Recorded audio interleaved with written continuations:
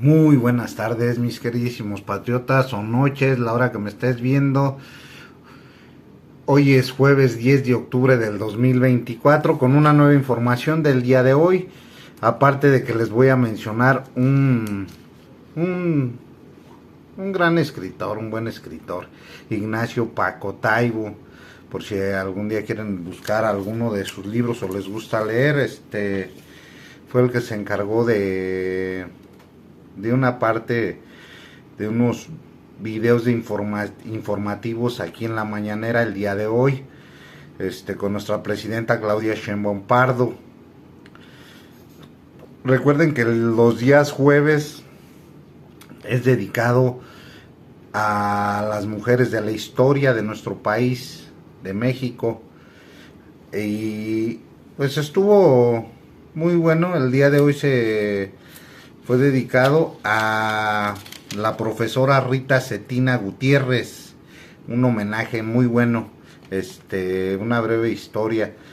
Recuerden que hemos tenido grandes luchadoras de la historia en nuestro país, y pues Rita Cetina es una de ellas, que yo creo, bueno, yo no tenía conocimientos, para serles honesto, pero sí de algunas otras mujeres dentro de la historia de nuestro país. Pero muy bueno, pues vamos a darle inicio a la información que traigo del día de hoy, que es pues bastantita importante. Recuerden que se mencionaba, el día de hoy tuvimos una mañanera muy buena. Recuerden que se cumplían 200 años de nuestro primer presidente y de la promulgación de la Constitución mexicana. Nuestro primer presidente pues fue Guadalupe Victoria. De hecho, hasta les dejé un video, les voy a dejar un video aquí después de que termine mi información, les voy a dejar el video para que lo chequen, lo vean. Es un fragmento muy bueno. Y el día de hoy se habló mucho de lo que es el sector energético en nuestro país, que recuerden que el día de ayer se los mencionaba, pero el día de hoy estuvo un poco más amplio, porque lo que querían era hacer, y lo estuvieron haciendo, estuvieron como intentando fragmentarlo, balcanizarlo, desquebrajarlo. Ahora sí que pues, pero pues no se logró, gracias a Dios, no se logró. Entró a la presidencia lo que fue nuestro expresidente Andrés Manuel López Obrador, y detuvo este tema, y el día de hoy se le sigue dando continuidad con nuestra presidenta Claudia Sheinbaum Pardo, el segundo piso de la Cuarta Transformación, la promulgación de la Constitución.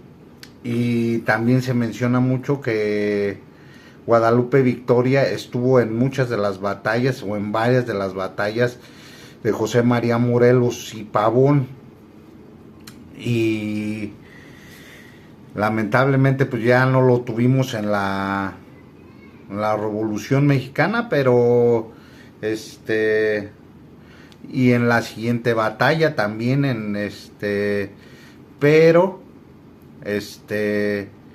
son personajes que debemos de tomar en cuenta y de tener en cuenta de lo que hicieron a lo largo de nuestra historia.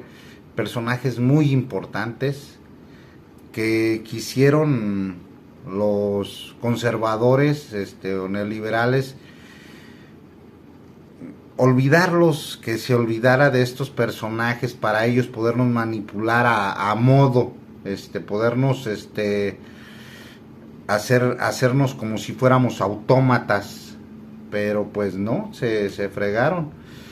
Y también el día de hoy pues se habló de que para la próxima semana ya va a empezar el programa En Marcha del bachetón, hasta dejaron ahí bachetón. Está buena la canción, ahí se las dejo. Está muy buena la canción, pero se le va a dar mantenimiento a todas las carreteras federales de todo el país, desde el norte hasta el sur, de costa a costa. Van a ser 4,400, no, 44,433 kilómetros o 30 y tantos kilómetros que se les va a dar reencarpetamiento, mantenimiento en general, que es algo muy importante que se le está dando el día de hoy, para que el día de hoy se les dé importancia, porque hubo en momentos que nos tenían distraídos los medios de desinformación en otras cosas, y realmente el sector privado ha sido muy deficiente. No ha hecho, por ejemplo, en el arco norte ha habido el día de hoy, creo que está en mantenimiento para ir a México, por ejemplo, de aquí de Morelia, Michoacán, hacia México, de Guadalajara a México. Llegas al arco norte y ha habido partes del arco norte que había baches en una carretera que es autopista, que era de paga y de costo pues bastante considerable, pues que es grande, es larga, tiene bastante kilometraje, de distancia, kilómetros de distancia, y estaba dañada, y tardaron meses en darle mantenimiento, cuando se supone que, como es de paga, deberían de tener grúas, ambulancias, todo por en caso de accidentes o cualquier cosa de ese aspecto. Ya que te están cobrando, pues deberían de tener el mantenimiento que se debe por el costo que tú estás pagando para circular en esa carretera. Entonces, deberían de tener todo al 100, no al 50, no al 30, no al 20, no al 5, al 100. Y bueno, pues empieza este programa por parte de un compromiso que hizo nuestra presidenta Claudia Sheinbaum Pardo. Yo lo veo muy bien, y también se estuvo mencionando de varios temas,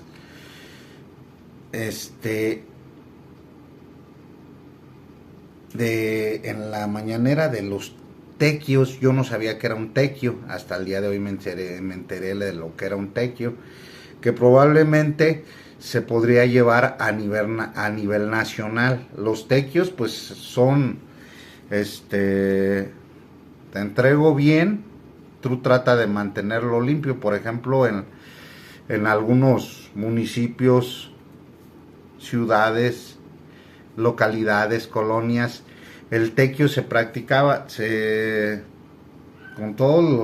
día de hoy se está practicando el tequio por parte de funcionarios, creo que 1,500 funcionarios en Acapulco, Guerrero, aunado de la gobernadora, no recuerdo el nombre, ay, se me va el nombre. Bueno, con la gobernadora y con varios funcionarios públicos estaban practicando qué es el tequio. El tequio es limpiar, quitar las hierbas, o sea, darle mantenimiento a la zona que te están entregando. Desde mi punto de vista, yo lo veo muy bien, como por ejemplo para recoger la basura y todo eso. Eso es algo muy importante, ya que debemos de tener pues cuidada la zona en donde nosotros estamos viviendo, porque recuerden que la zona donde estamos viviendo es el reflejo de nuestra persona. Y yo lo veo muy bien, que se llegara a practicar y que se llevara a cabo a nivel nacional. También se tocaba el tema de la vacunación, ya que se viene lo del invierno, ya se acerca muy, muy rápidamente el invierno. para las vacunas, se mencionaba de lo del COVID y lo que estuvo sucediendo. Entonces, sí se va a otra vez a hacer la campaña de vacunación y todo esto, pero creo que es hasta el mes que entra. Y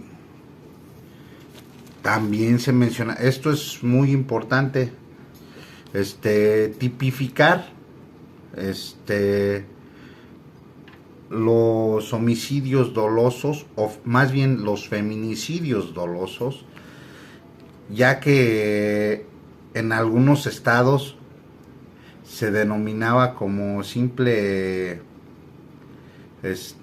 daños, homicidio, o lo cambiaban, como el caso que pasó hace creo que 1 año, 2 años, el que pasó, creo que 2 años o 2 años y medio, el muy mencionado de una joven en el estado de Morelos.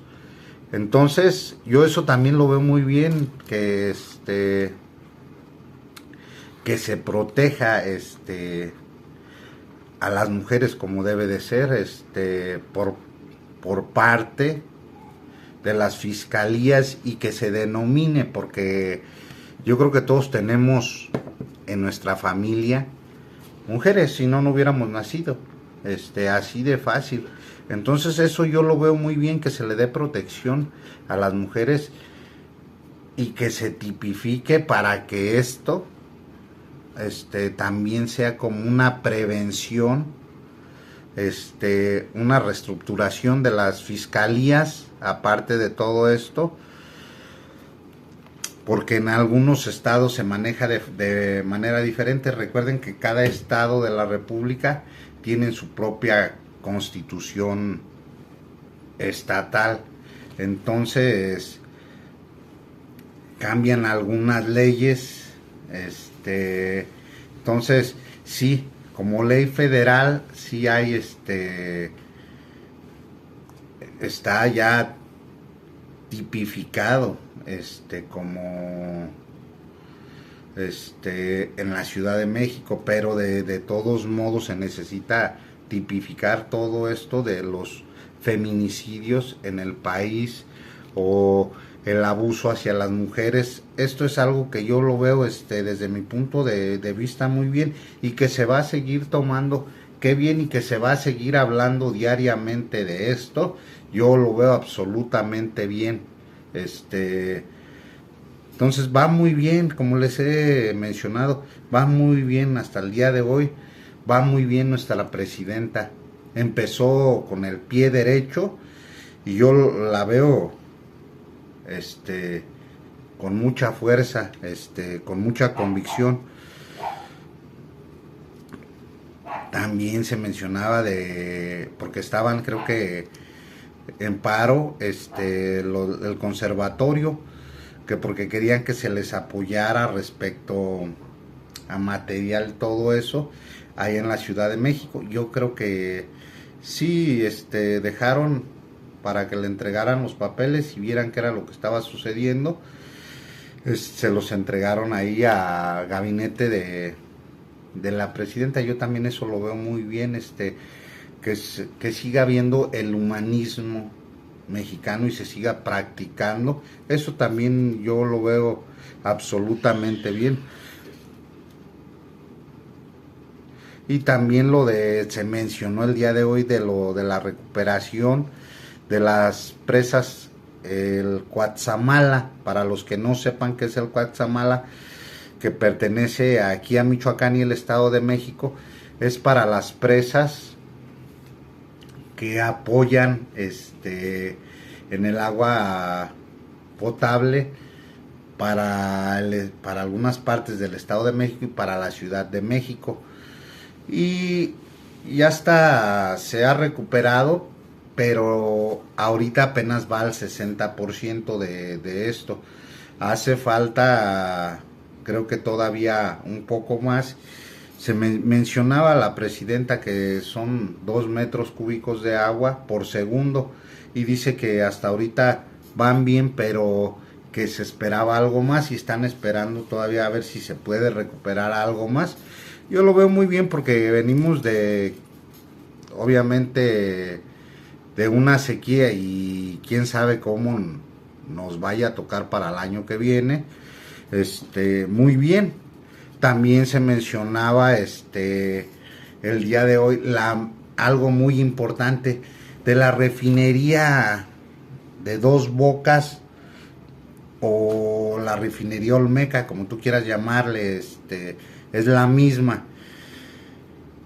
Ya ven que estuvieron mencionando en los medios de desinformación, en los canales de YouTube que son conservadores, neoliberales, antipatriotas. Digo antipatriotas porque realmente un patriota no hace eso. Un patriota no es hipócrita, ni defiende a la patria por hipocresía, defiende a la patria con el corazón. Entonces, pues estaban desinformando, pero la refinería el día de hoy dijo nuestra presidenta que iba a llamar el encargado de lo que es Pemex para que diera una información más certera, más en concreto, pero que hasta la última información que ella le había llegado era de que ya se estaba refinando en un 80%. Yo recuerdo que el último video que hice yo cuando estaba todavía nuestro expresidente Andrés Manuel López Obrador, estaba refinando arriba de, creo que un 30 o un 40%, pero eso fue como, no recuerdo si fue 2 semanas, 1 o 2 semanas antes de que él dejara el cargo, pero él decía que a mediados de este mes, a más tardar, ya iba a estar refinando al 100%. Entonces yo no dudo que ya esté refinando al 100%, pero los datos que ella tenía en concreto mencionaba que era el 80%. Y yo lo veo bien, yo creo que vamos bien, no como, ahora sí que como la refinería que quería hacer Felipe Calderón, que nada más hizo una barda y afectó a muchísimas personas alrededor de los que plantaban o tenían cosas ahí en el sector agrícola.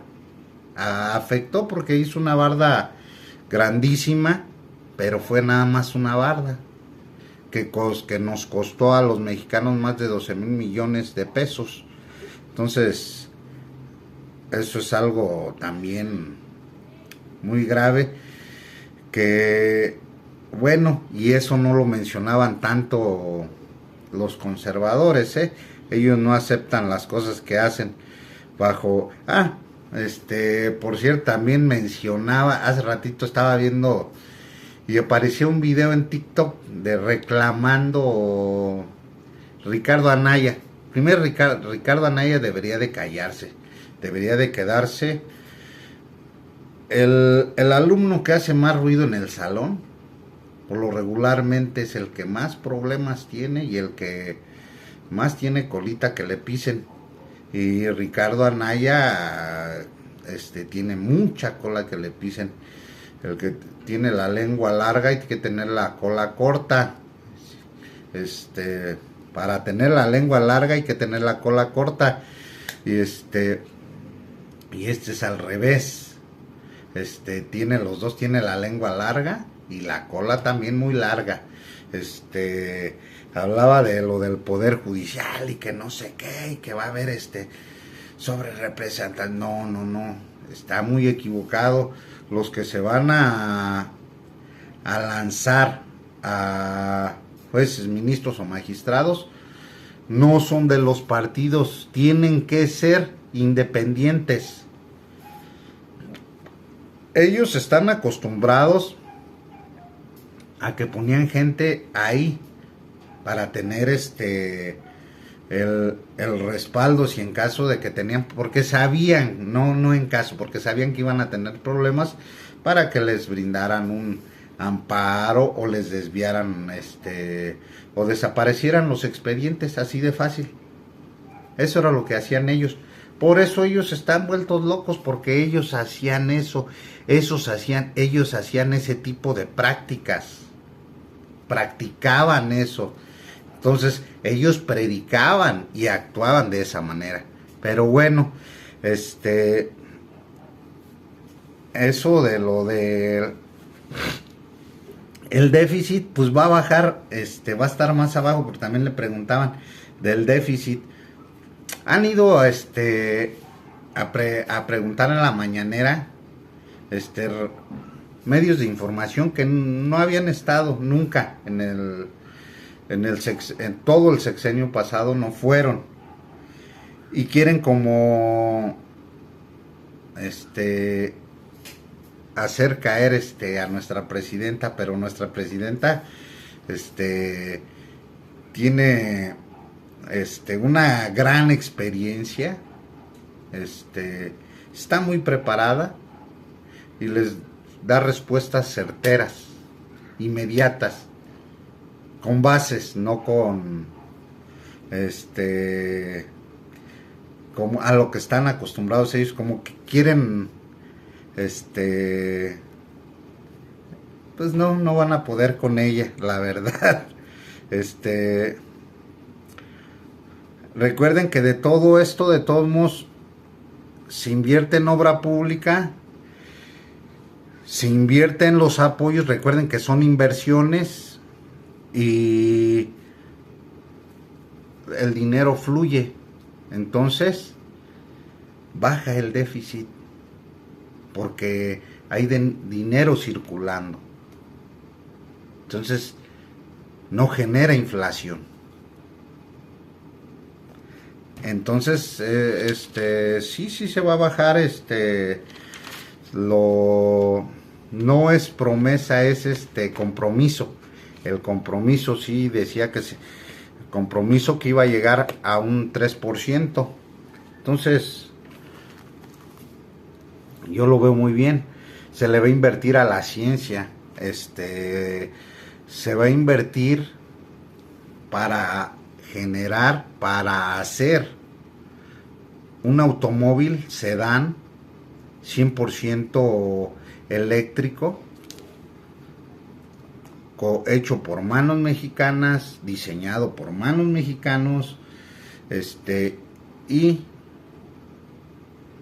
con tecnología mexicana. No se cierra, decía la doctora Claudia Sheinbaum Pardo, nuestra presidenta, que no se cerraba a que participaran empresas del extranjero, pero el coche va a ser, se va a hacer se va a buscar una estrategia, ¿cómo se dice? Una como logística entre las universidades del estado a nivel nacional para generar un coche 100% mexicano, construido por mexicanos, por piezas mexicanas, y o sea 100%. Recuerden que cuando yo era pequeño había un dicho, cuando yo tenía como 10 años, yo escuchaba a la gente mayor o adulta que se decía mucho: lo que está hecho en México está bien hecho. Creo que hasta había anuncios de televisión, y yo me quedé con eso hasta el día de hoy. Hemos tenido grandes científicos inventores aquí en México. Entonces, hay que erradicar esa negación que admiran. Ahorita les voy a decir por qué. Que yo no sé. Tú puedes respetar a una persona de otro país, pero no alabarla hacer alabanzas, pues no, en eso no estoy de acuerdo, pues un respeto, pero nada más. También le preguntaban que si se iba a reunir con la corte y dijo que no, que si al caso se iba a reunir la Secretaría de Gobernación, nada más.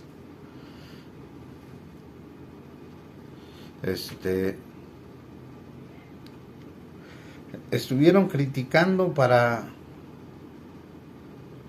los partidos políticos y ahí se estaban metiendo ellos para querer quedar como en acuerdos a lo que están acostumbrados a hacer, acuerdos con los que se lanzan como funcionarios, como jueces, ministros o magistrados, y eso pues no está bien. También se va a modificar el tema hídrico, el tema del agua. Se van a modificar algunas leyes. Yo lo veo muy bien, para que no vayan a sentarse empresas donde hay escasez de agua, sino al contrario, que sea donde haya bastante agua, porque para que no, recuerden que el día de hoy tenemos que cuidar el agua. También estuvieron mencionando algo, les voy a dejar el video para que estén más informados mejor, a pesar de que ya me tardé un poquito. Les voy a dejar, es que viene información muy amplia, muy extensa. Se mencionaba aquí que querían quitar o tenían un amparo para que no interviniera la UIF, la Unidad de Inteligencia Financiera, para atrapar a los delincuentes. Eso yo lo veo muy mal, porque la UIF es la Unidad de Inteligencia Financiera, pues yo lo veo muy bien para poder detectar las cuentas de lavado de dinero que se hace, de dónde está saliendo. Entonces, obviamente eso puede contribuir para que le llegue información o se tenga una información con certeza para la fiscalía, para que los fiscales hagan su trabajo y no, pues aquí hay pruebas. Entonces eso yo lo veo muy bien. Yo sí creo que no debería de hacer. Pues ahí está Cabeza de Vaca, que tuvo que salir del país. ¿Por qué salió del país? El que nada debe, nada teme. Pero la mayoría de los del Partido Acción Nacional, lo vuelvo a repetir, son unos corruptos y siempre están desviando dinero. Y ni más ni menos aquí en Morelia tenemos al alcalde,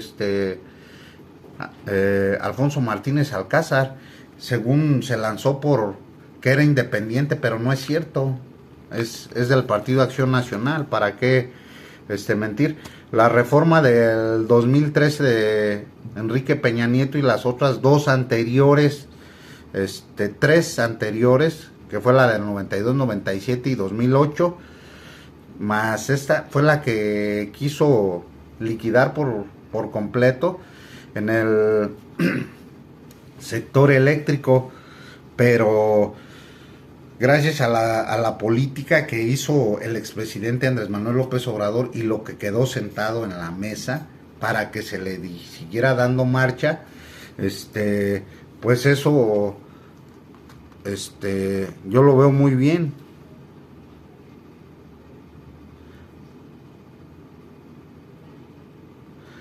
Ahora lo de las empresas, no se les está negando que participen, simple y sencillamente que ya no van a participar como era, que querían ellos controlar todo. Tienen que participar a menos del 50%. Les están dando el 46%, creo, les están dando el 46%. Entonces, eso es algo muy bien. De hecho, yo siento que es hasta mucho.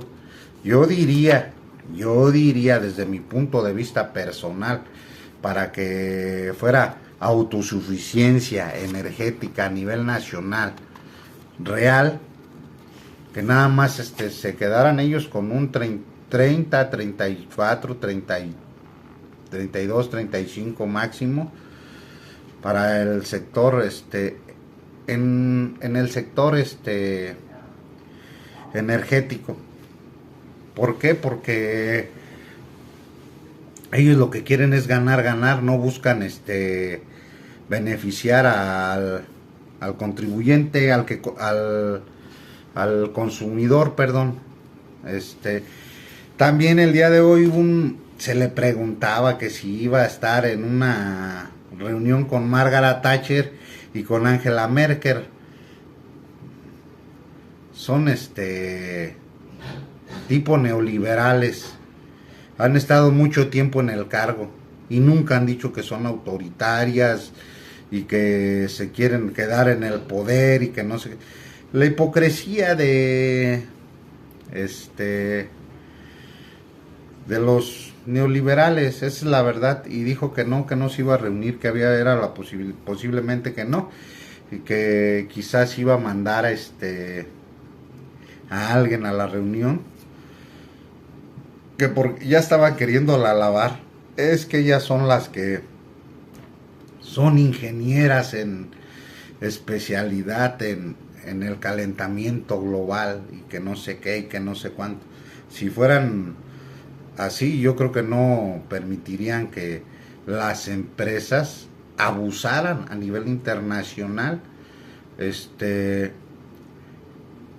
del robo de los recursos, no importándoles que afectaran los recursos naturales de las zonas, porque Margaret Thatcher de Londres, de acá de Inglaterra, y Angela Merkel de acá de Alemania. Recuerden que ellos son que trabajan para inversionistas.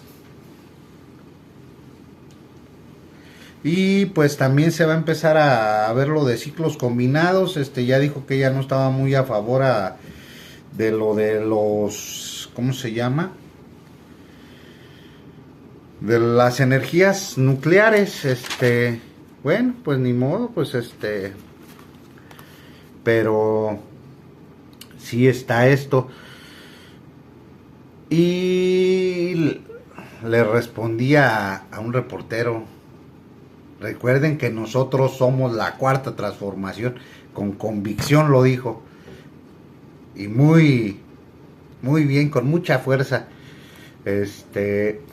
Y bueno, les voy a ya otra cosa. Estaba viendo un TikTok y se me vino a la cabeza un pensamiento, una idea. Y los neoliberales, conservadores, neoporfiristas, del PRI, del PAN, de MC, los empresarios conservadores que hay, como Claudio X González, María Amparo Casar, o los medios de desinformación, son transnacionales. ¿Por qué transnacionales? Porque son, al parecer, son españoles, estadounidenses, o hasta se podría decir que alemanes atrapados en cuerpos mexicanos, o transeconómicos, son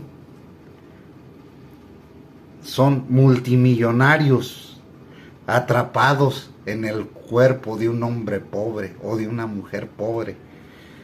Bueno, yo digo, bueno, ahí les dejo. Viven en un autoengaño, y pues bueno, también les dejo la información de que estuvo Arturo Saldívar dando una información muy buena y excelente. Yo ya los voy a dejar porque ya me pasé.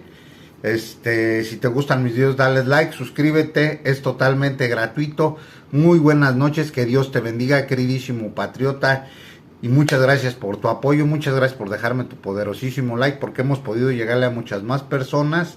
Si te gustan mis videos, pues dale like y suscríbete. Hasta luego, que Dios te bendiga, queridísimo patriota.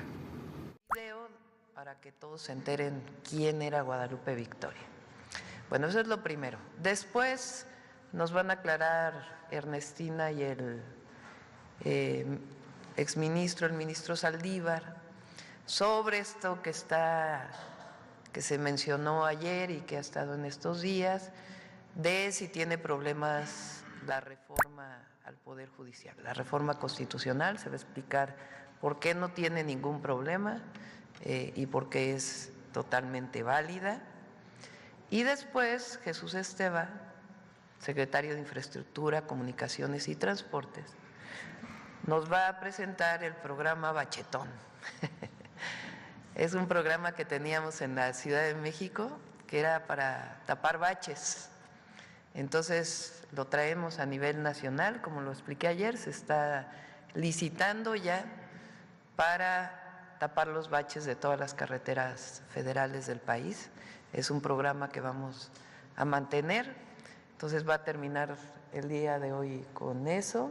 Y después Noemí, que el día de hoy pues nos toca la cápsula de Mujeres en la Historia, Tiempo de Mujeres, Mujeres en la Historia, y nos va a hablar de Rita Cetina, que no solamente lleva el nombre de la nueva beca, sino es una maestra yucateca y nos va a hablar sobre este tema. Entonces va video de Guadalupe Victoria, después Ernestina y el ministro, después Jesús, contestamos preguntas y cerramos con Mujeres en la Historia, si les parece. Adelante.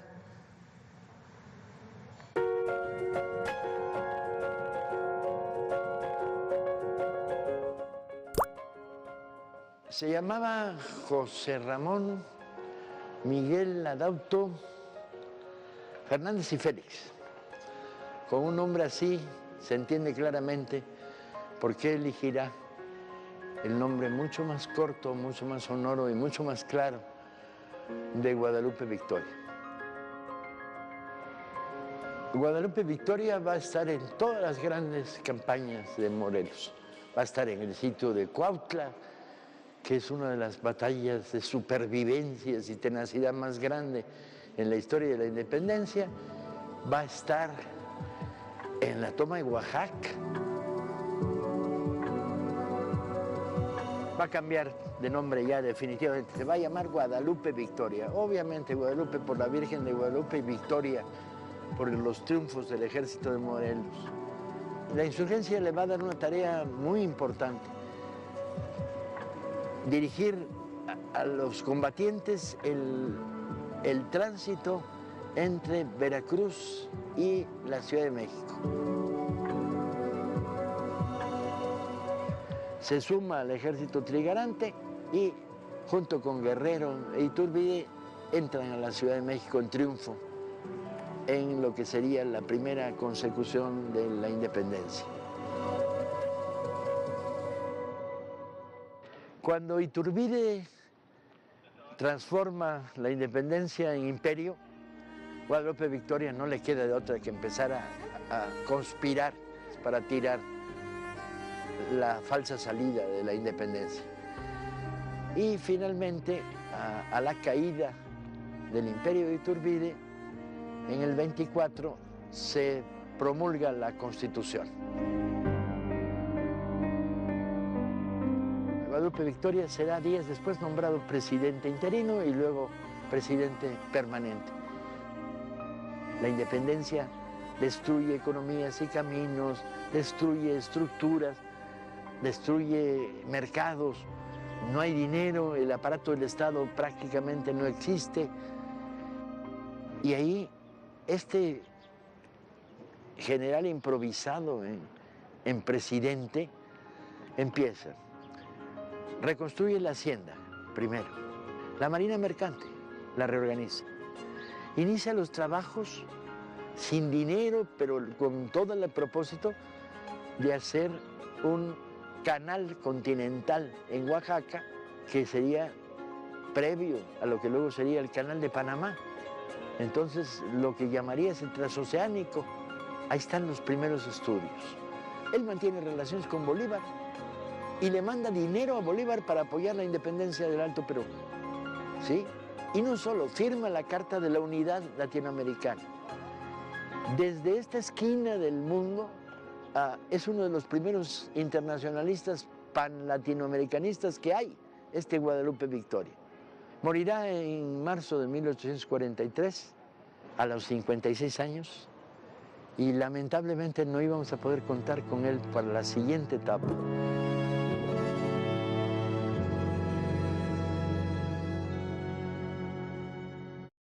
Venta Falling in Fashion en Sears. Aprovecha hasta 50% de descuento.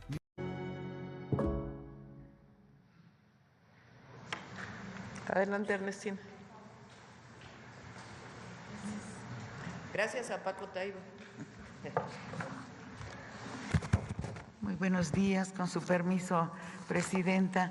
Solamente para comentar esto que ha estado en la comentocracia, que lo que digo, están intentando por cualquier medio confundir a la ciudadanía, pero es muy sencillo. Hay mucha teoría, mucha doctrina, es una cosa que se llama antinomia, que sucede en todos los países, en muchas de las leyes, y que tiene salida, una salida jurídica que permite tener claridad. Aquí está muy claro el artículo 94.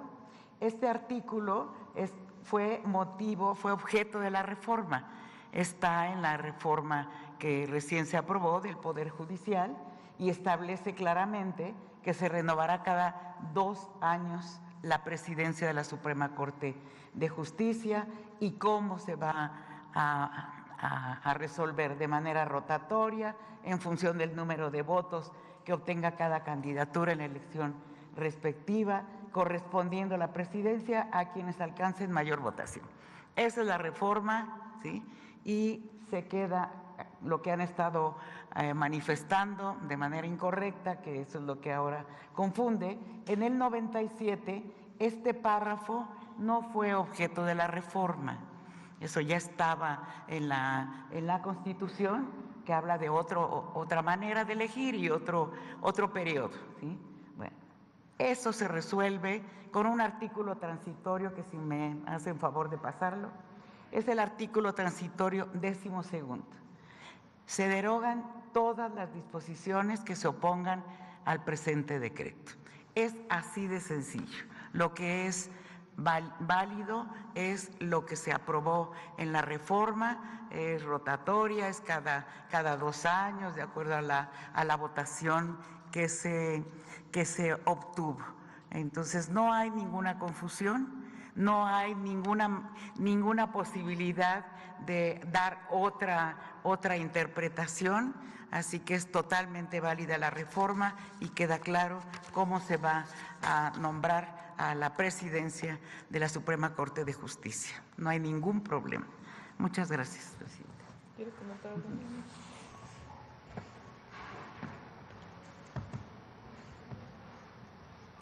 Con su permiso, Presidenta. Buenos días.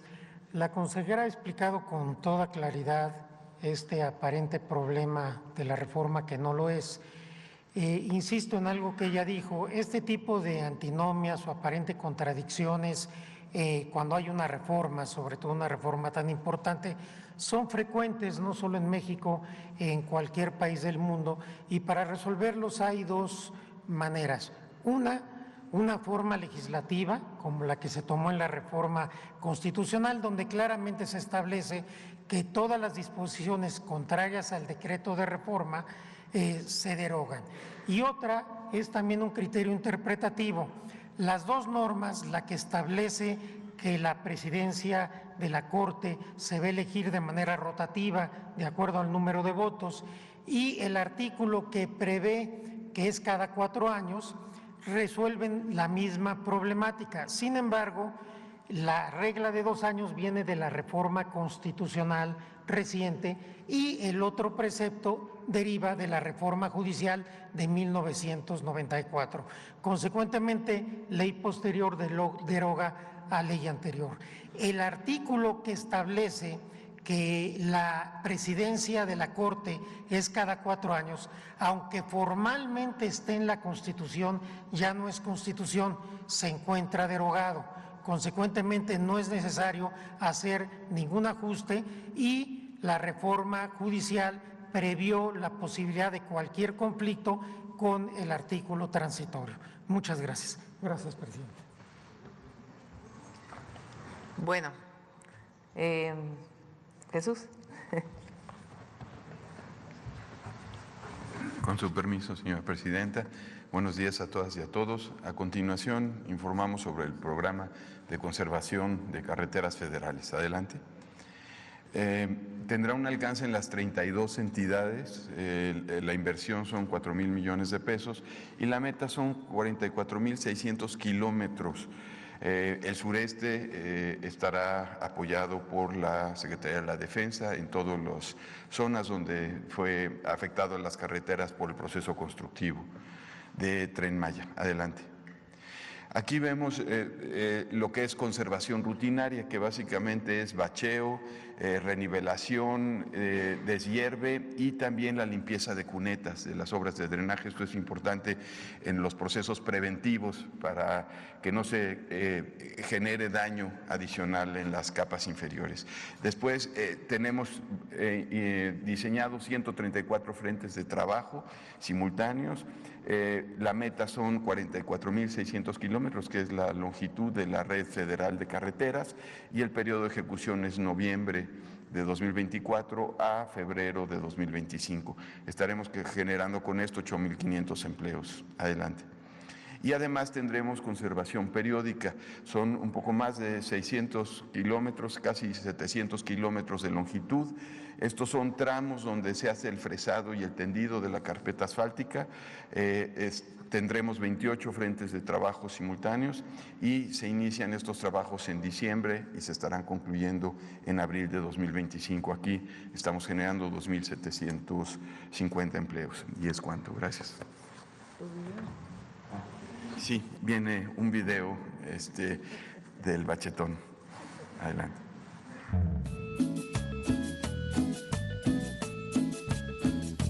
Bachetón, bachetón, es por un México mejor.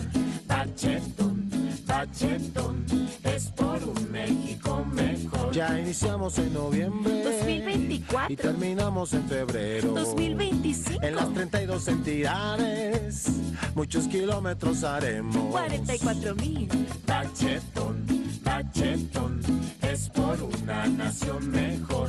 Bachetón, bachetón, es por una nación mejor. La solución está aquí en corto, porque este México es de todos. De todos nosotros. Habrá más de 8,000 empleos. Para los baches no hay pretextos. Ya no hay pretextos. Bachetón, bachetón, es por una nación mejor. Bachetón, bachetón, es por un México mejor. Bachetón, bachetón, es por una nación mejor. Bachetón, bachetón, es por un... Como saben, cuando se hacen encuestas por parte de INEGI, cuando se pregunta cuál es el problema que más afecta a la ciudadanía, el primer punto que sale son baches. Entonces, por supuesto, hay una parte que le corresponde a los municipios, otra le corresponde a los estados de la República, lo que le corresponde principalmente al Gobierno de México, al Gobierno federal, son las carreteras federales. Entonces, iniciamos, ya salieron las licitaciones. Y afortunadamente el presidente López Obrador nos dejó finanzas muy sanas, nos dejó ahorro, entre otros, y va a cerrar muy bien el gobierno, y entonces decidimos utilizar estos 4,000 millones de pesos para este programa Bachetón, para tapar los baches de las carreteras federales. Y después viene una mejora también que inicia en diciembre, adicional al bachetón de las carreteras federales. Bueno, ahora sí iniciamos con preguntas. Gracias a Paco Ignacio Taibo por la explicación. Iniciamos con preguntas. A ver, acá, ¿verdad? A ver, aquí a la compañera y luego vamos. Gracias, Presidenta. Muy buenos días a todas y a todos. Liliana Noble, de Pulso Saludable. Presidenta, yo la conocí a usted en el 2018, 19 más o menos, cuando usted convocaba a los ciudadanos a que participáramos en los tequios. Y yo me uní con un compañero para hacer labor social. Yo recuerdo que acudíamos a todos los fines de semana, prácticamente creo que todas las alcaldías, y en algunas ocasiones me acerqué a usted para preguntarle de esta labor social que yo considero que es muy importante. Y me decía en aquel entonces que era una forma de dejarle una señalización a esos sitios, así te lo dejo, pero ahora tú continúa y síguelo manteniendo en estas condiciones. Yo quisiera preguntarle si está pensando en reactivar los tequios porque se suspendieron porque sobrevino la pandemia, y quisiera saber si ha pensado en reactivar los tequios, pero no solamente que se quedan en un tema de la ciudad, sino a nivel nacional, si ha pensado platicar con los gobernadores para que esto se reactive. Pienso que es una labor muy importante en donde todos los ciudadanos podemos hacer algo por nuestra calle, por nuestra colonia, y esto pudiera ayudar a limpiar. Por ejemplo, ahora tenemos un problema muy serio con las inundaciones y en parte somos responsables porque no tenemos esta conciencia de dejar en donde debemos la basura. ¿Qué hay al respecto, Presidenta? Gracias. Sí. Bueno, el tequio viene de los pueblos originarios y se sigue realizando principalmente en los pueblos de Oaxaca. Es una gran acción comunitaria que se realiza en los pueblos, principalmente de Oaxaca, con el objetivo de aportar trabajo voluntario para beneficio de la comunidad.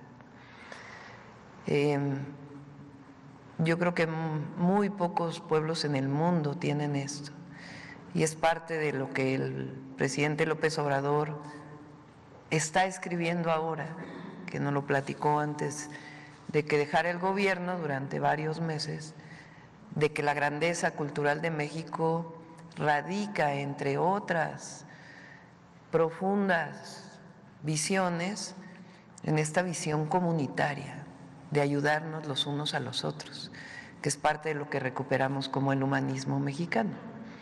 En la Ciudad de México iniciamos, cuando fui jefa de gobierno, le llamábamos Sábado de Tequio.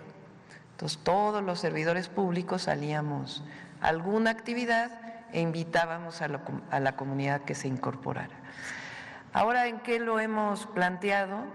Justamente en los municipios en donde se va a desarrollar el programa de prevención, de atención a las causas. El objetivo es que se va a desplegar el gobierno para atender casa por casa las necesidades de la gente en las comunidades, en los pueblos, en los municipios de mayor índice delictivo, para rescatar a los jóvenes y además incorporar a las comunidades alguna actividad diferente. Además, hay 1,500 servidores públicos en este momento en Acapulco haciendo tequio.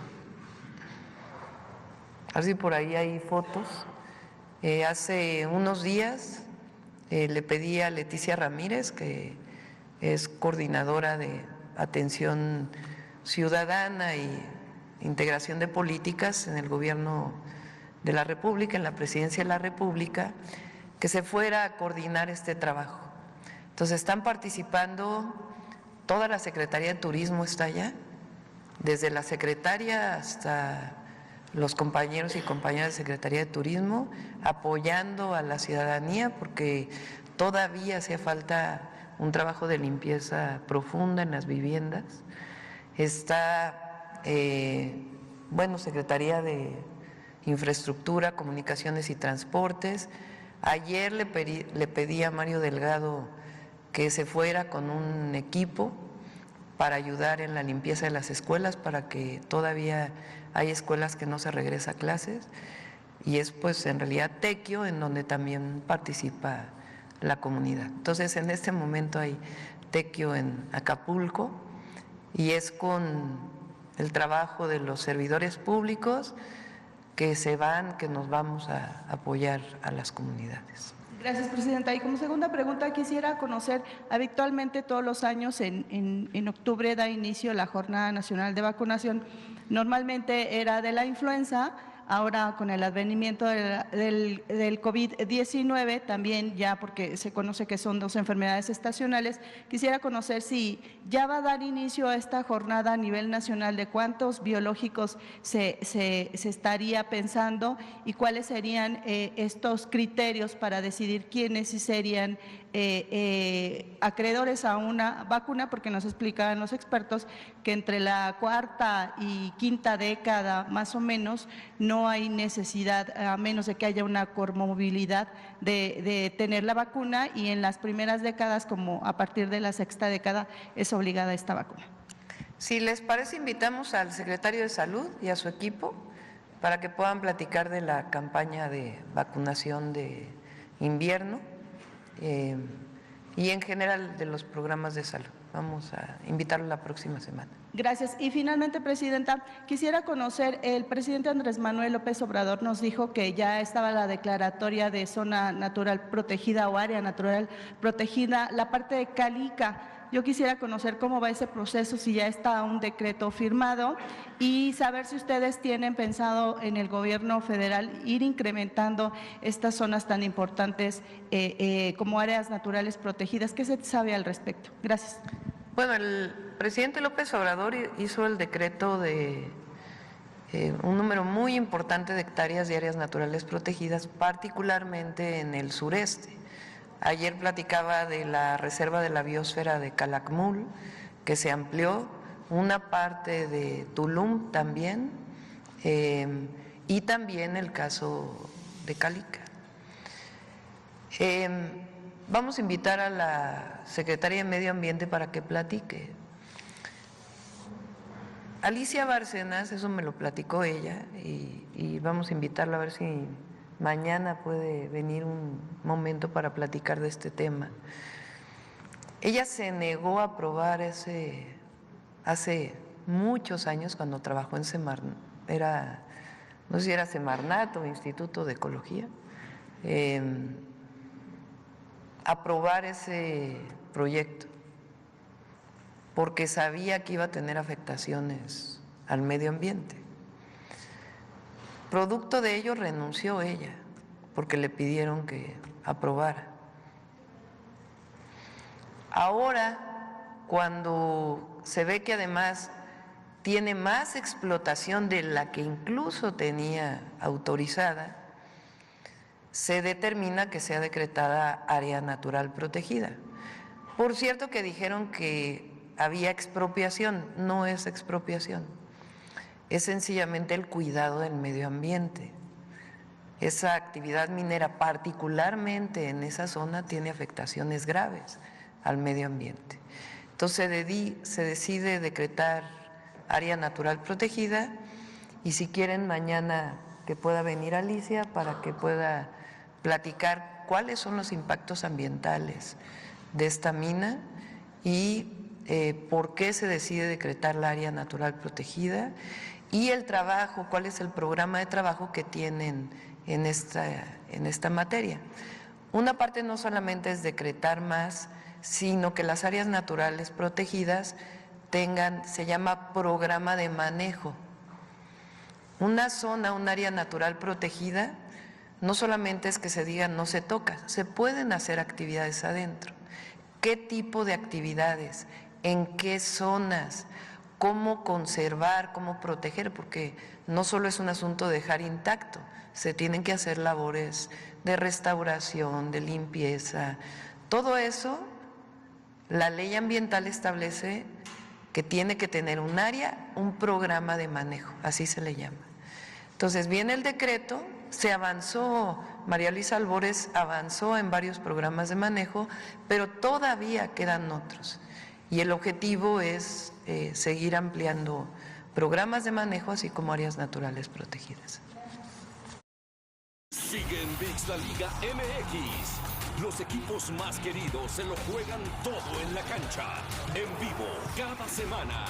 Siente los colores con la Liga MX. En ViX.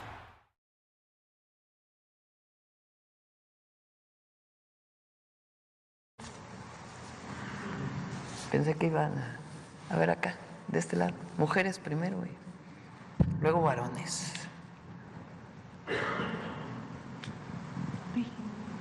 Hola, buenos días, presidenta.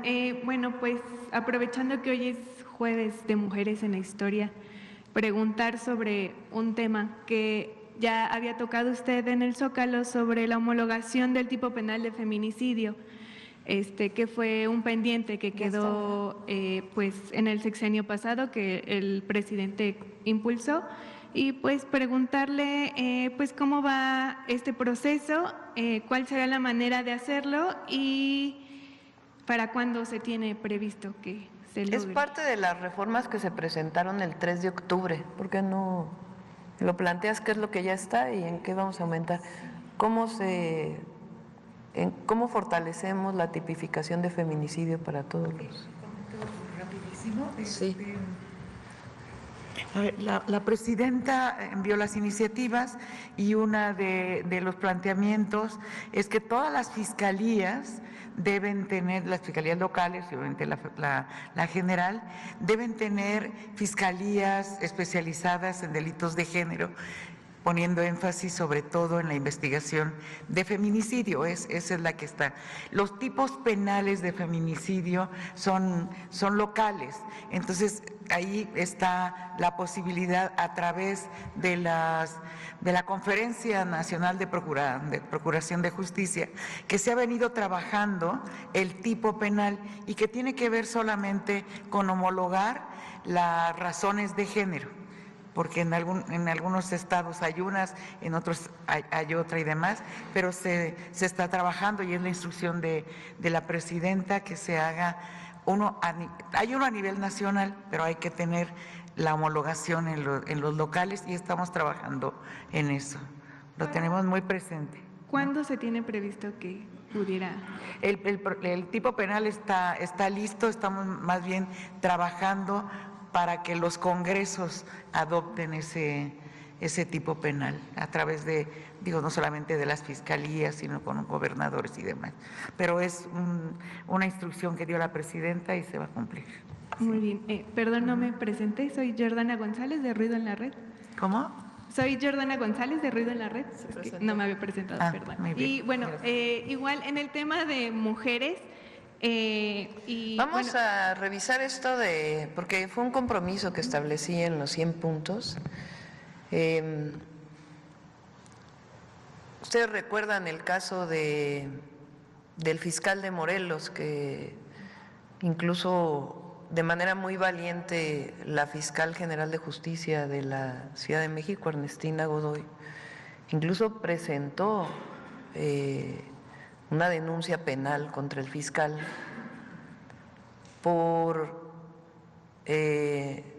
falsificación en el caso de un feminicidio.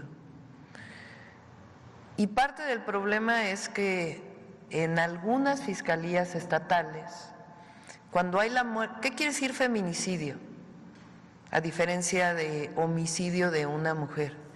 Feminicidio quiere decir que el motivo del que comete este delito tiene que ver con que la víctima es mujer. Es decir, el feminicidio tiene que ver con el asesinato por ser mujer, es un crimen de odio. ¿Qué es lo que ocurre muchas veces cuando existen estos homicidios? Las fiscalías estatales, porque el homicidio y el feminicidio es un delito del fuero común. ¿Quién lo investiga? Las fiscalías estatales y los tribunales estatales, superiores de justicia estatal, es quien emite una orden de aprehensión a partir de lo que solicita una fiscalía. ¿Qué es lo que ha ocurrido en los últimos años o desde que se tipifica el feminicidio? Es que quieren esconder el feminicidio. Nos tocó, por ejemplo, uno de los casos más dolorosos cuando entramos al gobierno de la ciudad, fue el caso de una chica que fue asesinada, un feminicidio que ocurrió en la Universidad Nacional. Y se había tipificado por el entonces fiscal como suicidio. Fue el mismo caso que aparece en otros casos de feminicidios, como si la mujer hubiera decidido por sí misma matarse. O en otros casos es que estaba alcoholizada y murió por broncoaspiración, como el caso de Morelos que comento. Entonces, ¿cuál es el objetivo? El feminicidio es, digamos, el crimen extremo contra una mujer como crimen de odio, de discriminación. Entonces, lo que queremos es que la muerte violenta de una mujer siempre sea catalogada como feminicidio y se investigue como tal. Si en la investigación se ve que fue otro motivo, entonces se desecha feminicidio. Pero el objetivo es que se catalogue como feminicidio para investigarse como tal en el caso de la muerte violenta de una mujer. Entonces, ya hay una parte de lo que enviamos, si es necesario enviar más, vamos a enviar más, porque el objetivo es que no haya, el objetivo es erradicar la discriminación de cualquier forma en nuestro país. Pero evidentemente cuando hay crímenes de odio asociados a discriminación, pues todavía queremos mayor erradicación de ello. En la ciudad también la mayor parte de los feminicidios lamentablemente se cometen por personas cercanas a la mujer. Pareja, expareja, lamentablemente, no siempre, pero muchas veces ocurre. Entonces, por eso nuestro proyecto de apoyo a las mujeres tiene que ver con una parte preventiva de que si una mujer vive una situación de violencia, el Estado, el gobierno la pueda apoyar para interrumpir ese ciclo de violencia. Y en caso de que llegue el feminicidio, que no haya impunidad. Jefe, 3,000 pesos, deme un set de llaves. ¿3,000 pesos? ¿Quieres todas las herramientas en este camión? Hey, solo necesito un set. ¿No sabes esto? En caso de que llegue el feminicidio, que no haya impunidad. Gracias. Y bueno, en el mismo tema sobre violencia de género, saber si también su gobierno buscará que se tipifique el tipo penal de transfeminicidio, ya que solo en 2 entidades de la República está tipificado. En general también es estatal, porque es un delito del fuero común y se legisla en los códigos locales. Pero vamos a ver de qué manera puede también orientarse desde la Federación. Bueno, y ya en una última pregunta, pues saber si la Secretaria de Cultura, Claudia Curiel, le ha dado alguna información sobre el paro que mantiene la comunidad estudiantil en el Conservatorio Nacional de Música. Los estudiantes llevan una semana en paro, piden que se aumente el presupuesto para el conservatorio, para mejoras en el inmobiliario, que se contraten a más profesores. Sé que se reunió la Secretaria de Cultura con ellos y voy a revisar con ella y vamos en la medida siempre lo posible apoyar a las escuelas. Es uno de los 100 puntos. La educación artística, el IMBAL tiene diversas escuelas de danza, el conservatorio, y nuestro objetivo pues es apoyarles. A ver, por acá, otra mujer, 3 mujeres y luego vamos con... Muy buenos días, Presidenta, le iba a decir doctora. Janet Galindo, de Grupo Transmedia La Chispa. Pues Yo quería preguntarle, a últimas fechas se han dado grandes precipitaciones, intensas precipitaciones pluviales en los últimos meses, lo que ha permitido el llenado también de presas. En torno a esto, ¿cómo va también la recuperación del sistema Cutzamala? Está al 60%. Aumentó el sistema Cutzamala, es el sistema que viene de presas de Michoacán, Estado de México, para suministrar agua a todo el Valle de México, Estado de México y Ciudad de México.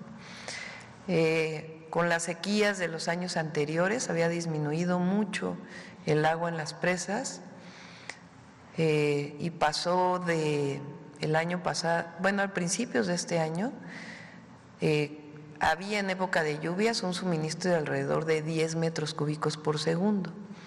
Eso disminuyó a 6 metros cúbicos por segundo. En este momento ya se recuperó a 8 metros cúbicos por segundo. Entonces, hay más agua, está al 60%, pero aún no se logra los niveles más altos que en otros años ha tenido. Ok, pero ha ayudado hacia los…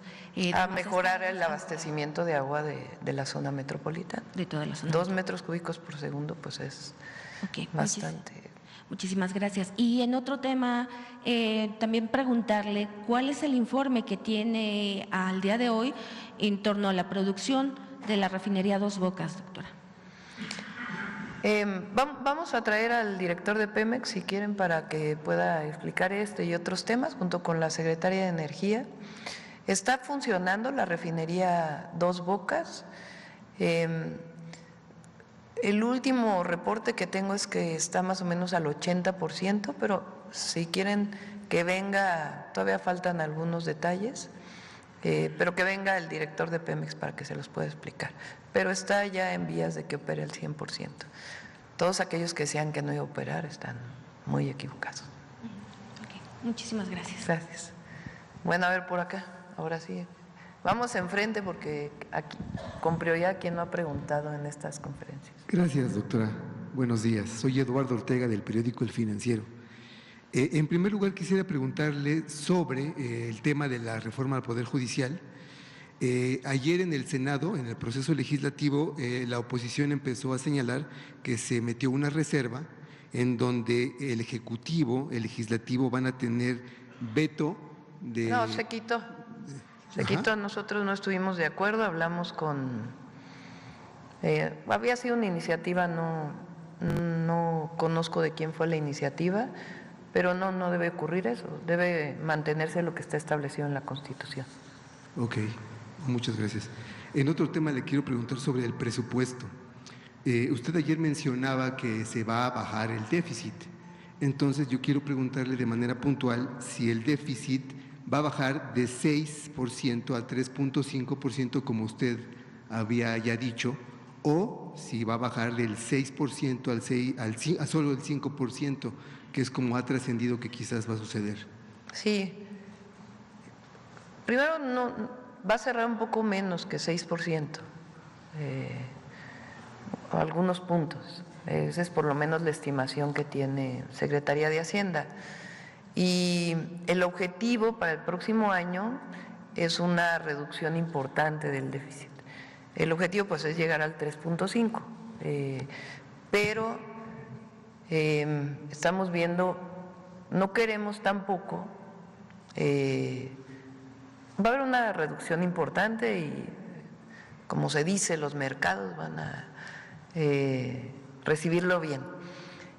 ¿Qué es lo que no se puede hacer? Que es, digamos, lo que había antes. La obra pública tiene que seguir y los programas de bienestar tienen que seguir.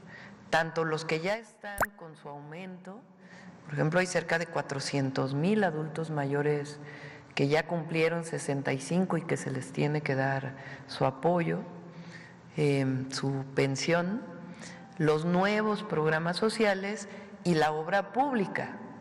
La obra pública, como ya se demostró con el presidente López Obrador, con la Cuarta Transformación, con este nuevo modelo de desarrollo del país, Cuando hay obra pública se potencia la obra privada, la inversión privada, y además se generan empleos, que es muy importante. Entonces, cerrar a cero inversión pública, pues no sería correcto. Entonces, no va a haber aumento de tasas de impuestos y va a disminuir de manera muy importante el déficit. El objetivo es llegar a 3.5 y si no, rondaría sobre ese porcentaje. ¿Usted descarta una crisis fiscal, como se menciona? ¿Perdón? ¿Usted descartaría una crisis fiscal? No, cero, nada. Hay recursos en la tesorería y no hay problema. Tuvimos una reunión el lunes y está cerrando bien el gobierno. Finalmente, doctora, usted ha dicho que quiere convertir a México en una potencia científica.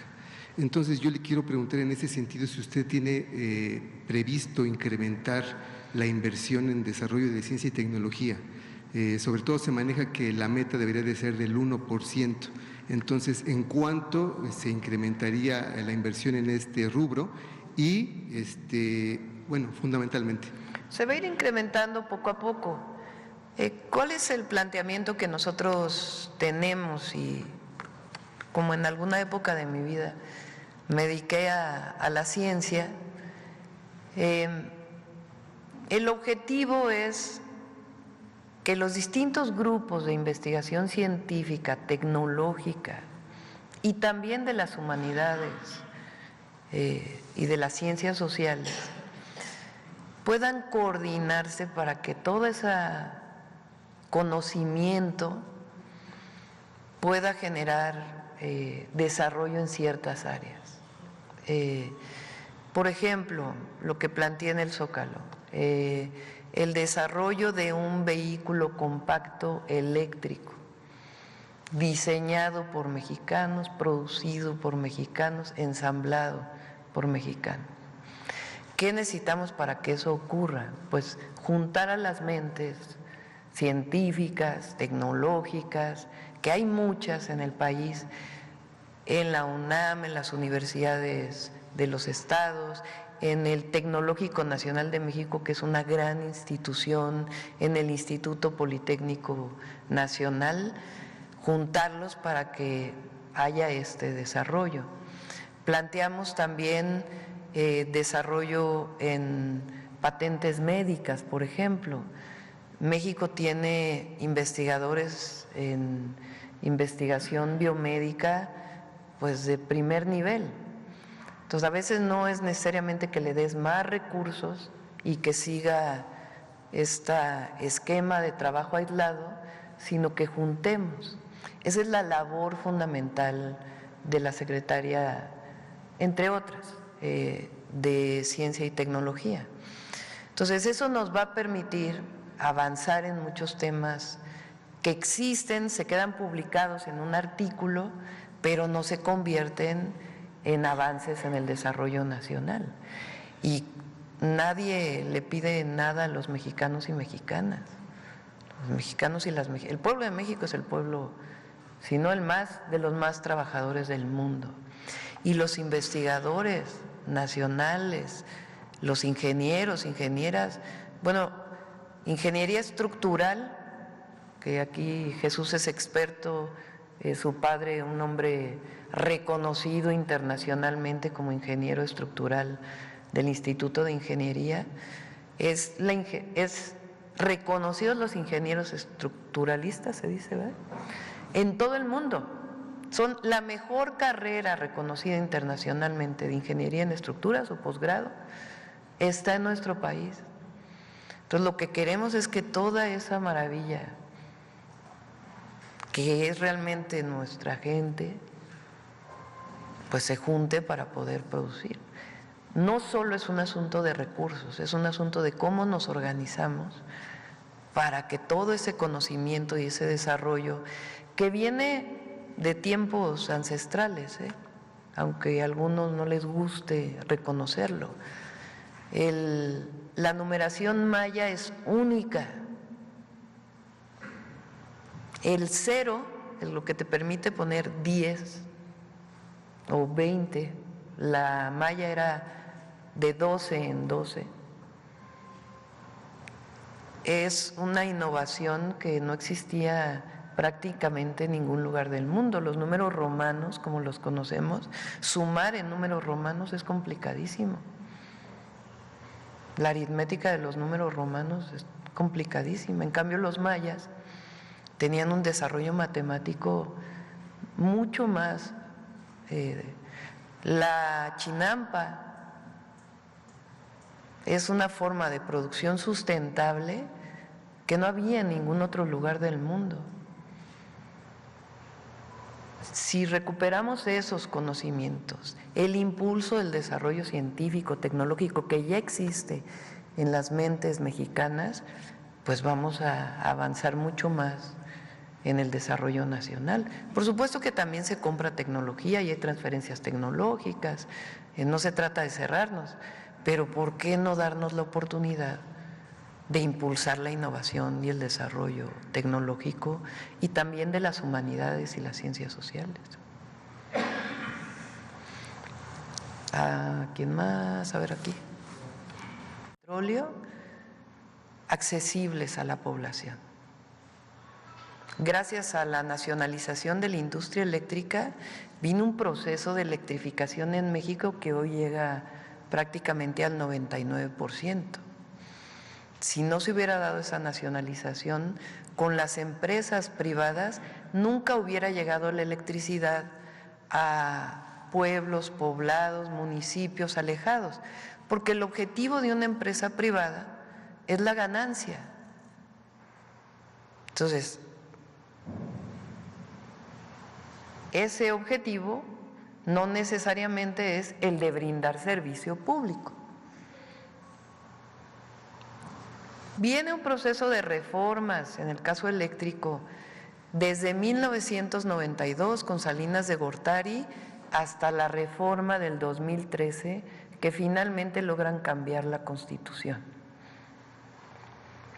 Ahí se abre un mercado eléctrico y cambian las empresas públicas a ser empresas productivas. Nadie dice que las empresas públicas no deban ser productivas, deben ser eficientes, productivas, que no haya la corrupción que había en la época principalmente el periodo neoliberal, pero antes también. Entonces, claro que tienen que ser productivas, eficientes, pero tienen una función. Su función no es la competencia con las empresas privadas, su función es la soberanía energética y que haya combustibles y electricidad accesible al pueblo de México. Entonces pasan de empresas productivas a empresas públicas. Sí se revierte una parte de la reforma del 2013 y eso es benéfico para México. Ahora, ¿qué pasa con el mercado eléctrico que se aprobó en el 2013? Continúa. ¿Con qué característica? 46% de la generación. Entonces, sí se permite la inversión privada, sí sigue el mercado, pero se da la característica de que si la generación de CFE pasa del 50%, no se considera monopolio. Entonces, al pueblo de México esto es muy bueno. Fíjense lo que ocurrió en España cuando toda la crisis del gas. Tarifas de la electricidad, que está privatizada prácticamente toda la industria eléctrica, tarifas de la electricidad impagables para los españoles. Ni el propio gobierno español pudo poner esquemas de regulación que permitieran bajar la tarifa.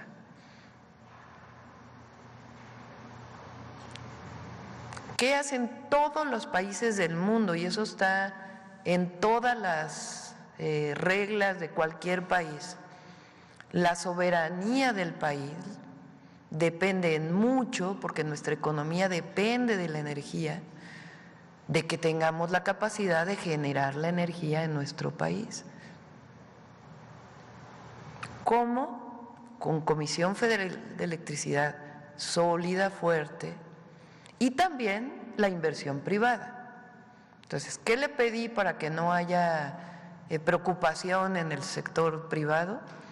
Por supuesto que es algo que veníamos trabajando, lo dijimos en campaña, no es algo nuevo, que haya una mesa de trabajo para que se entienda cómo pueden participar, en dónde pueden participar.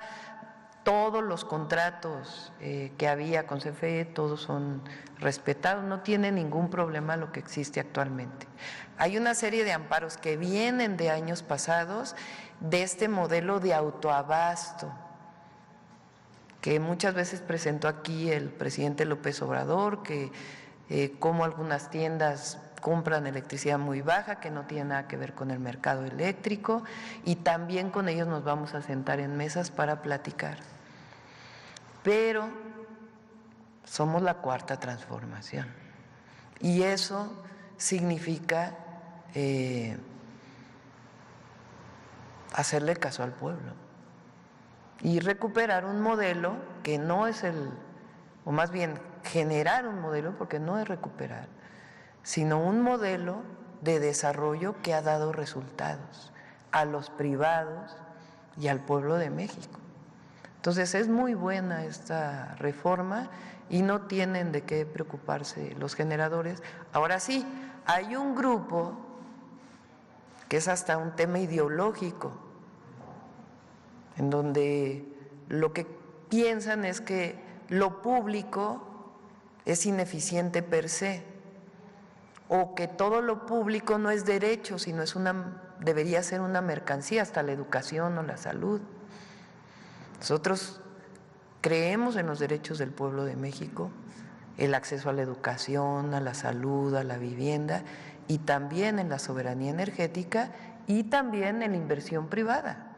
También creemos en ello, que es importante y benéfico para el país, bajo estas condiciones que se plantearon.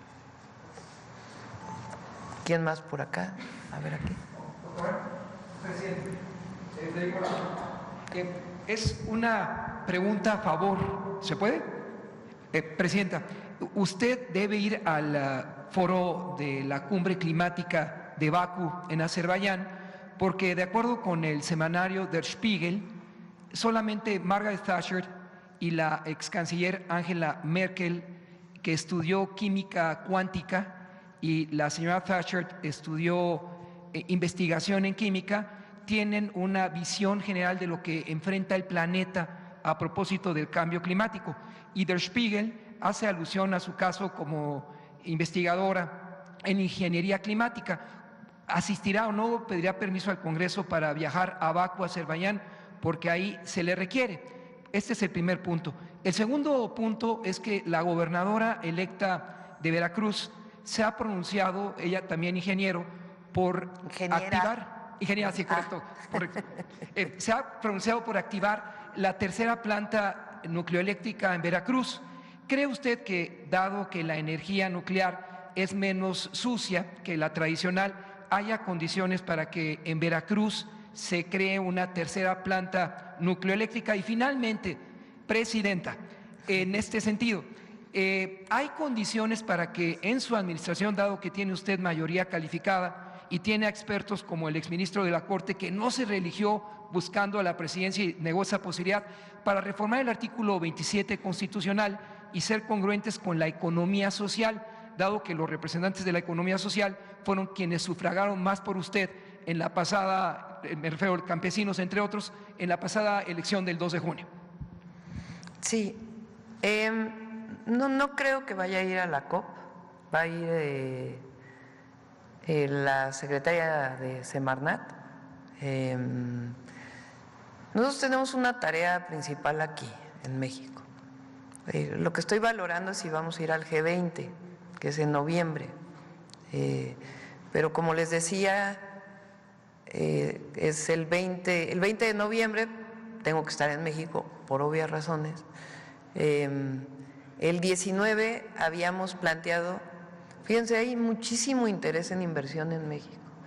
Hoy leí una nota de un directivo de HSBC que dice: me siento muy optimista de de todo el desarrollo que va a tener el país, lo digo acá porque es el financiero, y recientemente se han anunciado varias inversiones en México y como lo dije, no tiene de qué preocuparse el inversionista nacional y extranjero, tiene todas las condiciones para desarrollar sus empresas, claro, que no impacten al medio ambiente o que tengan sus medidas de mitigación, que sea, si son grandes demandantes de agua, que no sea donde hay escasez de agua, etcétera, etcétera. Bueno, entonces el 20 de noviembre tengo que estar aquí, el 19 viene el primer ministro de Alemania, con empresarios de Alemania, porque están muy interesados en invertir en México. Como les dije, el 15 también de este mes hay un encuentro con empresarios de Estados Unidos. Y justo en esas fechas, 18, 19 y 20, es el G20. Entonces, tendríamos que ver si coincide ir un día o no, y si no, pues iría el canciller. Ahora, la tarea fundamental de un presidente y una presidenta es su país. Entonces, por supuesto que son importantes las relaciones internacionales, pero también para ello hay secretarios, secretarias que nos representan perfectamente. Entonces, eso es sobre la COP. Después, una tercera planta nucleoeléctrica. Sí. Fíjense que yo no soy muy pronuclear. Porque la nuclear también tiene otros impactos ambientales. No emite emisiones de gases de efecto invernadero que provocan el cambio climático, pero tiene sus riesgos. La planta de Laguna Verde en México opera muy bien y con los máximos estándares, pero por el momento no tenemos contemplado crecer con nuclear. Vamos a crecer la generación eléctrica con una parte de ciclos combinados de gas que ya iniciaron con el presidente López Obrador y que nos va a tocar inaugurarlos, y otra parte con fuentes renovables de energía. Ahí es donde vamos a impulsar mucho la generación pública y privada también, en ese marco del nuevo marco que se planteó desde que llegó la Cuarta Transformación. Y el último punto, condiciones ante una mayoría calificada en el Congreso para una No tenemos pensado mayores modificaciones hasta este momento, no lo tenemos pensado. Por supuesto, ejidos y comunidades se les va a apoyar. Justo ayer tuve fíjense qué interesante, ayer tuve una reunión con SEDATU lleva la parte agraria. Con la modificación a la reforma constitucional, que ahora al segundo constitucional, que reconoce con derechos plenos y como sujetos de derecho a los pueblos originarios y a los afromexicanos, tenemos que abrir un nuevo esquema de propiedad, ¿verdad? Porque hasta ahora existe la propiedad agraria, social, la propiedad pública y la propiedad privada. Pero si un pueblo originario tiene derecho a la propiedad, entonces tenemos que hacer una serie de leyes secundarias que den esta característica y además pues que no se sobreponga sobre otras propiedades. Es interesante el caso de lo que se aprobó. Por ejemplo, el regreso de la tierra al pueblo yaqui fue principalmente a comunidad agraria, a las comunidades. La mayor parte de Oaxaca, que es donde más pueblos originarios hay en México, es propiedad social, comunal.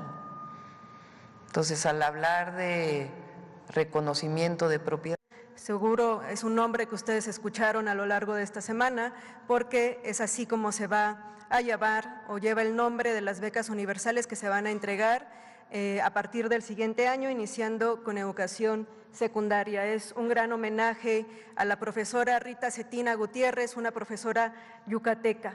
¿Cuál va a ser la importancia de reivindicar a las maestras en la historia de nuestro país? Nada más dimensionemos hoy día que de la matrícula de estudiantes normalistas, es aproximadamente 115,000 estudiantes, más de 80,000 son mujeres. Eso nos habla de la amplia cobertura que tienen las mujeres, particularmente en educación básica. 80%, más de 70%, según de acuerdo con el INEGI, son mujeres en educación básica. Es por eso que es muy importante que recuperemos a las maestras, a las referentes históricos que han consolidado el sistema educativo nacional y sobre todo en educación básica. ¿Quién va a ser una de ellas? Rita Cetina. ¿Por qué es tan importante? Ustedes pueden ver en las imágenes parte de la revista La Siempre Viva. Ubiquemos a Rita Cetina en Mérida a finales del siglo XIX, particularmente en 1870. Es una maestra que está poniendo en tela de juicio el que las mujeres no se estén educando en las ciencias.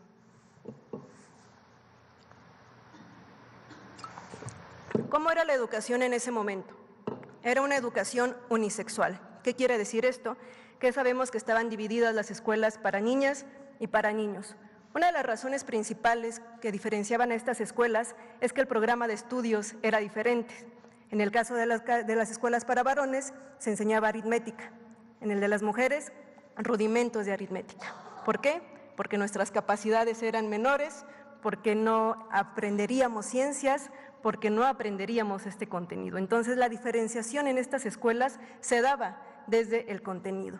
Y es por eso que maestras como Rita Cetina a finales del siglo XIX empiezan a discutir y ponen en la discusión pública que las mujeres debemos de aprender ciencia, que tenemos las capacidades para aprender ciencia, y va a crear esta fundación que además de todo va a ser una escuela para las niñas de escasos recursos de la sociedad meridiana, pero además es una sociedad científica y literaria. Característica fundamental, empieza a preguntarse aspectos fundamentales sobre la posibilidad de las mujeres de aprender la ciencia. Y algo muy importante que quiero destacar en esta sección de historia, de las mujeres en la historia, es que si tenemos materiales de estas protagonistas, pues es importante que las escuchemos y que las conozcamos de viva voz. Así es que tenemos una muy breve cápsula acerca de qué se preguntaba Rita Cetina a finales del siglo XIX.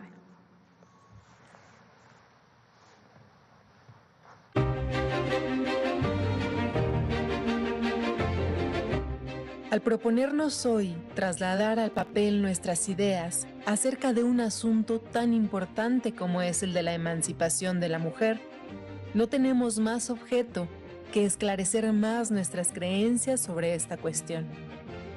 ¿Por qué tenerla sumida en la ignorancia y emplearla solamente en el trabajo material?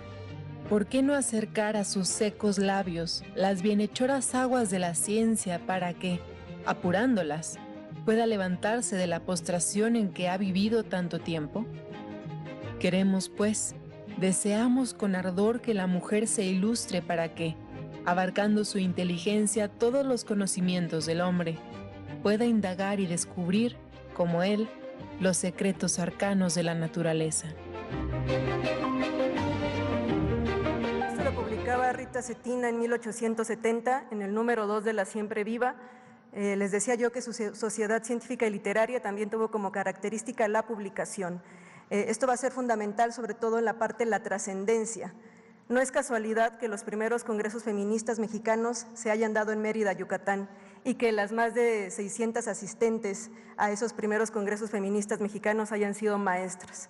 Tampoco es casualidad que en Yucatán tengamos a otras mujeres como Elvia Carrillo Puerto. Pensemos, por ejemplo, que las primeras diputadas mexicanas en 1923 precisamente se dan en Mérida, Yucatán, o en este año que estamos reivindicando a la figura de Felipe Carrillo Puerto, pues justo va a ser en el gobierno de Felipe Carrillo Puerto, donde las mujeres de manera local van a ser las primeras diputadas en nuestro país, a más de 100